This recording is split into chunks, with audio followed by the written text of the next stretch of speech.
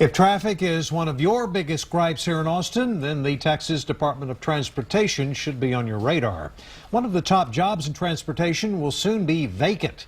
Executive Director Joe Weber will step down at the end of this calendar year.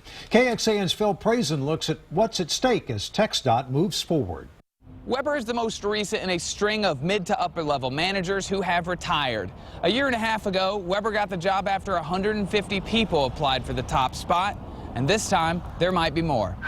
If you drive on a tollway, you know Joe Weber from our investigations. We revealed millions of delayed text tag bills to go along with long wait times and lines. After months of work and more than $100,000 in fines, Weber told us a month ago the TxDOT problems with vendors were almost resolved. Though that I was responsible for it and I was going to fix it, I think we're well on the way of doing that. Whoever takes over for Weber will have more money available for more projects. Voters approved giving TxDOT more than $1 billion more in funding. And this year they could approve more than $2 billion more than that. Position of power, really.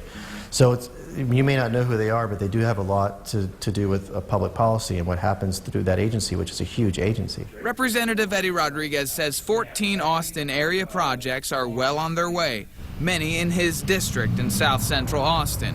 Not only should they care, but I think a lot of Austinites do care. A new leader, new money, in a time of change. Phil Prazan, KXAN News. Texas voters approved more than $1 billion last November dedicated to our highways. Around $120 million of that money will be heading for the Austin area. The money will help pay for improvements at the intersection of 51st Street and southbound I-35. Funds will also go to improve the I-35 intersections around Riverside Drive and Woodland Avenue in South Austin. Also to rebuild the I-35 bridge over Old Torf, also in South Austin.